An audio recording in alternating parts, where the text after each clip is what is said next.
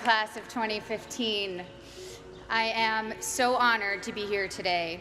Dean Khurana, faculty, parents, and most especially graduating students, thank you so much for inviting me. The senior class committee, it's genuinely one of the most exciting things I've ever been asked to do. I have to admit, primarily because I can't deny it, as it was leaked in the WikiLeaks release of the Sony hack, that when I was invited, I replied, and I directly quote my own email, "Wow, this is so nice. I'm gonna need some funny ghostwriters. Any ideas?" This initial response, now blessedly public, was from the knowledge that at my class day, we were lucky enough to have Will Ferrell as class day speaker, and that many of us, hungover or even freshly high, mainly wanted to laugh. So I have to admit that today, even 12 years after graduation, I'm still insecure about my own worthiness. I have to remind myself today, you are here for a reason. Today, I feel much like I did when I came to Harvard Yard as a freshman in 1999, when you guys were, to my continued shock and horror, still in kindergarten. I felt like there had been some mistake, that I wasn't smart enough to be in this company, and that every time I opened my mouth, I would have to prove I wasn't just a dumb actress. So I start with an apology. This won't be very funny. I'm not a comedian, and I didn't get a ghostwriter. But I am here to tell you today, Harvard is giving you all diplomas tomorrow. You are here for a reason. Sometimes your insecurities and your inexperience may lead you to embrace other people's expectations, standards, or values. But you can harness that inexperience to carve out your own path, one that is free of the burden of knowing how things are supposed to be, a path that is defined by its own particular set of reasons.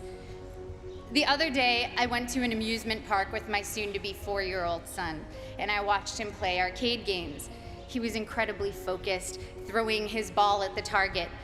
Jewish mother that I am, I skipped 20 steps and was already imagining him as a major league player with what his aim and his arm and his concentration. But then I realized that when he won, he was playing to trade in his tickets for the crappy plastic toys.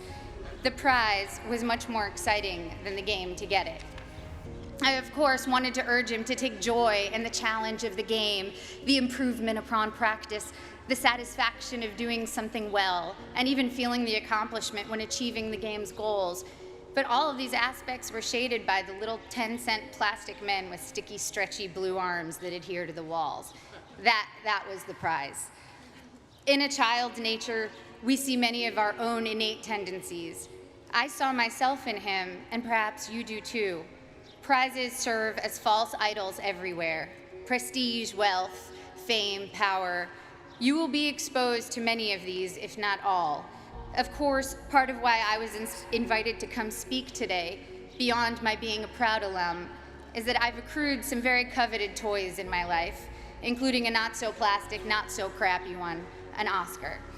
So we bump up against a common trope, I think, of the commencement address, people who have achieved a lot telling you that the fruits of achievement are not always to be trusted. But I think that contradiction can be reconciled and is in fact instructive. Achievement is wonderful when you know why you're doing it, and when you don't know, it can be a terrible trap. I went to a public high school on Long Island, Syosset High School. Ooh, hello, Syosset. The girls I went to school with had Prada bags and flat-ironed hair, and they spoke with an accent I, who had moved there at age 9 from Connecticut, mimicked to fit in. Florida oranges, chocolate cherries.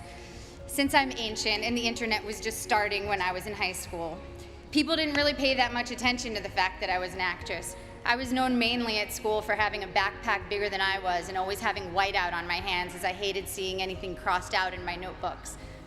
I was voted for my senior yearbook most likely to be a contestant on Jeopardy, or Code for nerdiest. When I got to Harvard, just after the release of Star Wars Episode 1, I knew I would be starting over in terms of how people viewed me. I feared people would assume I had gotten in just for being famous, and that they would think I was not worthy of the intellectual rigor here. And they would not have been far from the truth. When I came here, I had never written a 10-page paper before. I'm not even sure I'd written a 5-page paper. I was alarmed and intimidated by the calm eyes of fellow students who came here from Dalton or Exeter, who thought that compared to high school, the workload here was easy. I was completely overwhelmed and thought that reading 1,000 pages a week was unimaginable, that writing a 50-page thesis was just something I could never do. I had no idea how to declare my intentions. I couldn't even articulate them to myself. I had been acting since I was 11, but I thought acting was too frivolous and certainly not meaningful. I came from a family of academics and was very concerned with being taken seriously.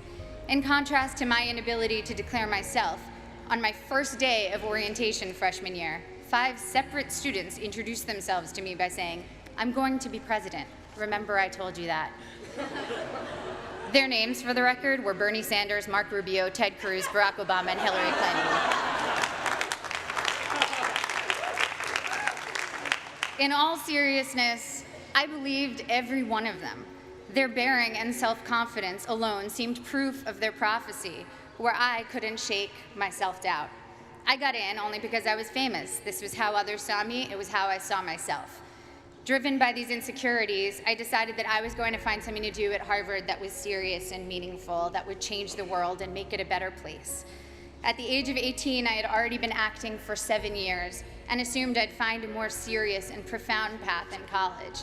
So freshman fall, I decided to take neurobiology and advanced modern Hebrew literature because I was serious and intellectual.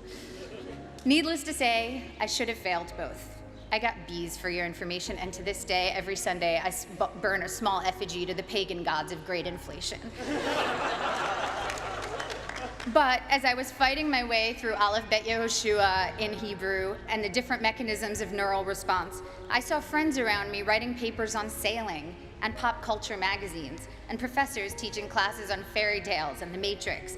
I realized that seriousness for seriousness' sake was its own kind of trophy, and a dubious one, a pose I sought to counter some half-imagined argument about who I was. There was a reason I was an actor. I love what I do. And I saw from my peers and my mentors that that was not only an acceptable reason, it was the best reason. When I got to my graduation, sitting where you sit today, after 4 years of trying to get excited about something else, I admitted to myself that I couldn't wait to go back and make more films. I wanted to tell stories, to imagine the lives of others, and help others do the same. I had found, or perhaps reclaimed, my reason.